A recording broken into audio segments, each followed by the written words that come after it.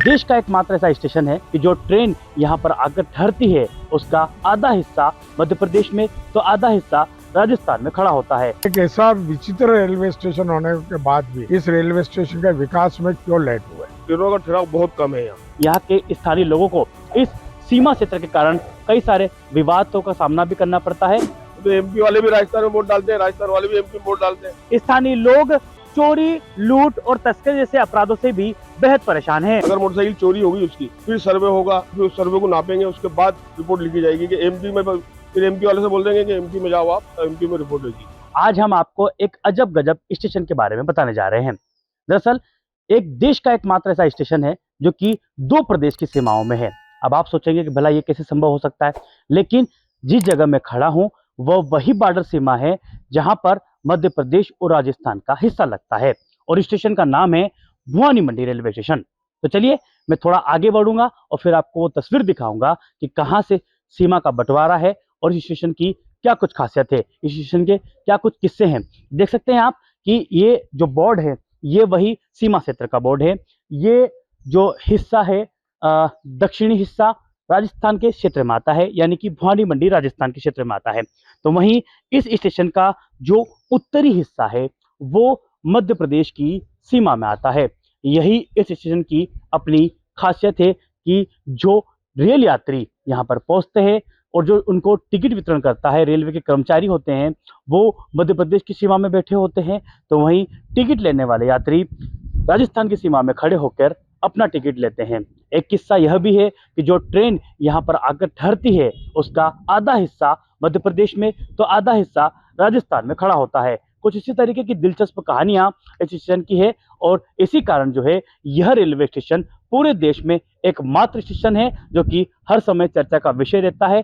और इसी जो है किंवदंती के कारण जाना जाता है कि मध्य प्रदेश राजस्थान की सीमाओं में स्थित है भुवानी मंडी का ये रेलवे स्टेशन। इस रेलवे स्टेशन की खासियत के साथ साथ यहाँ के स्थानीय लोगों को इस सीमा क्षेत्र के कारण कई सारे विवादों का सामना भी करना पड़ता है। तो वहीं लोग यहाँ की कहानियों को लेकर चटकारे भी लगाते हैं। भवानी मंडी रेलवे स्टेशन एक ऐसा विचित्र स्टेशन है जो बोथ सेंटर पॉइंट से अपनी टेरिटरी में दो राज्यों को, दो जिलों को समाहित किए हुए है। इसका बुकिंग विंडो में देने वाला क्लर्क अगर एमपी के हिस्से में बैठा है तो इसका राजस्थान की विंडो से बाहर जो यात्री खड़ा है वो राजस्थान की सीमा में खड़ा होता है और दो जिलों को समाहित किए हुए हैं।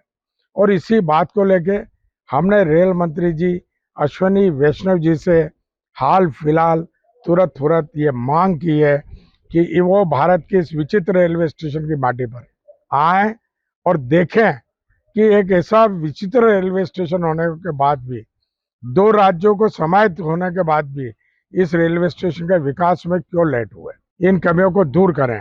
दिलचस्प बात यह है कि यहाँ पर जो अधिक से ज्यादा जो मकान बने हुए हैं वो इस प्रकार बने हुए हैं कि जो मुख्य द्वार रहता है वो राजस्थान में, जो मुख्य द्वार का जो गेट है वो राजस्थान के अंदर खुलता है और उसकी जो खिड़की है जो बोलते हैं विंडो, वो मध्य प्रदेश के अंदर खुलती है। मैं पिछले 53 वर्षों से देख रहा हूँ। इसका आधा भाग राजस्थान में है और आधा भाग मध्य प्रदेश में है।